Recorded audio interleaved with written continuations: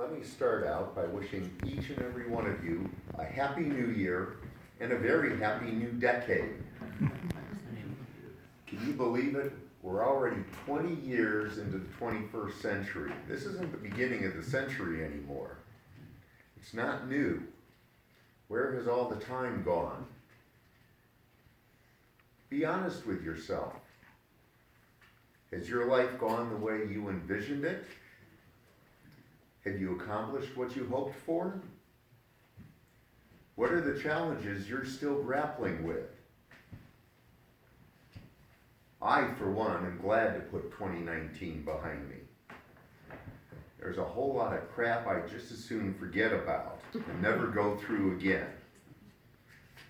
I wonder why I have to endure the pain, the disappointment, and the frustration I feel waiting for my divorce to be finalized. I ask God for guidance, and all I seem to hear is, "Trust me, John. Have faith."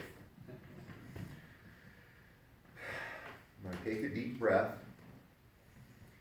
and then I reflect on the blessings that I've experienced in the last year. I've got a new cat named Josh.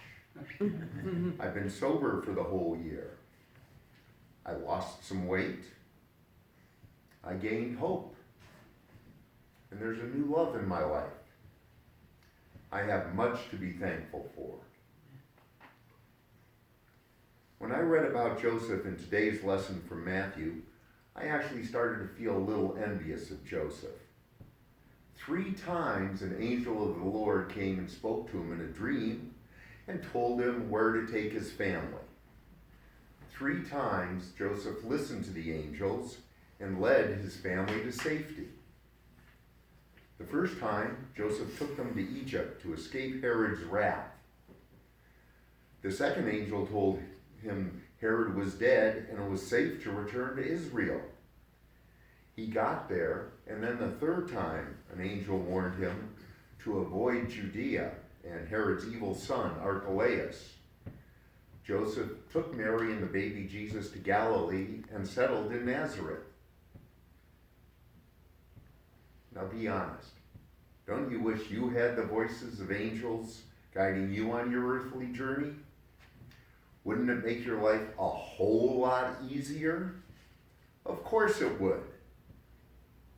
The thing is, we do have heavenly voices speaking to us. We need to tune out all the static in our complicated lives and listen for the angels. Turn off the Facebook notifications and the Twitter feeds.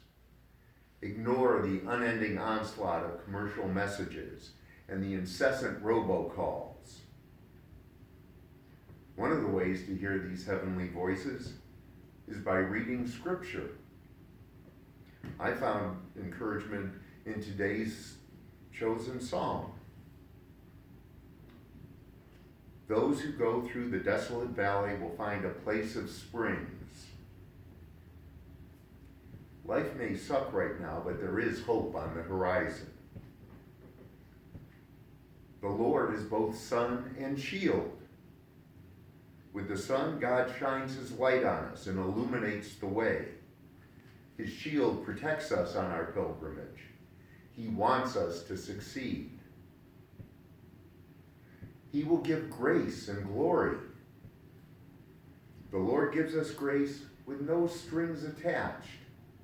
He wants us to experience glory here on earth. And here's a verse from the psalm that really resonates with me. No good thing the Lord withholds from those who walk with integrity. If we fight the good fight and are true to ourselves, God will reward us. We can't control everything that happens to us, but we can control our responses. I often turn to the Serenity Prayer for guidance. God, grant me the serenity to accept the things I cannot change, courage to change the things I can, and the wisdom to know the difference. That's the tricky part, knowing the difference and what things you can change and the things that you have to let go of. We can choose to live a life with integrity, taking action when it's appropriate, and letting go of the situations we can't control. Is it always easy or convenient to do so? Hell no. Is it in our best interest to trust God? For heaven's sakes, yes.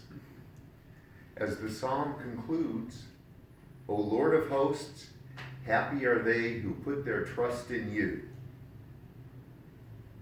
Put your trust in God. Put your hopes, your dreams, your desires in his hands.